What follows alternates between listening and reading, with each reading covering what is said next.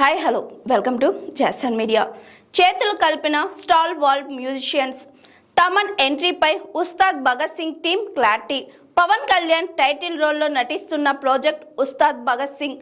Harish Shankar direction చేస్తున్న ఈ మూవీలో శ్రీలీల ఫీమేల్ లీడ్ రోల్లో నటిస్తుండగా రాశి ఖన్నా కీలక పాత్రలో నటిస్తుంది. Tollywood top leading production house Mythri movie makers నిర్మిస్తుంది. ఈ సినిమాకు దేవిశ్రీ ప్రసాద్ మ్యూజిక్ డైరెక్టర్ అని తెలిసిందే. ఇప్పటికే విడుదల చేసిన సాంగ్స్ నెట్టింట షేక్ చేస్తున్నాయి. కాగా బ్యాక్గ్రౌండ్ స్కోర్ విషయంలో మేకర్స్ డిఎస్పీని పక్కన పెట్టారని, అతడి ప్లేస్లో ఎస్ఎస్ తమన్ను తీసుకున్నారని వార్తలు హల్చల్ చేస్తున్నాయి.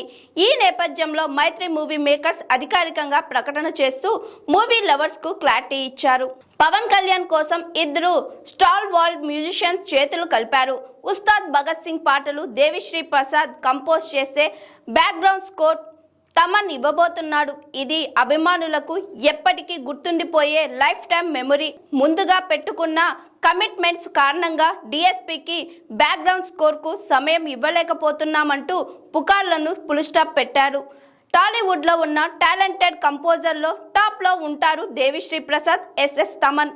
మ్యూజిక్ బ్యాక్గ్రౌండ్ స్కోర్ అందించడంలో ఎవరి స్టైల్ వారిదే. వీరి మ్యూజిక్ స్టైల్కు సపరేట్ ఫ్యాన్ బేస్ ఉంటుందని ప్రత్యేకించి చెప్పనవసరం లేదు. ఈ ఇద్దరి కాంబినేషన్లో పవన్ కళ్యాణ్ సినిమా ఉండబోతుందంటేనే అభిమానులకు డబుల్ ట్రిపుల్ అనే చెప్పాలి. ఈ మూవీ నుంచి ఇప్పటికే లాంచ్ చేసిన దేఖిలేంగే సారా ఔర్ ఆఫ్ ఉస్తాద్ సాంగ్స్ నెట్టింట వైరల్ అవుతున్నాయి.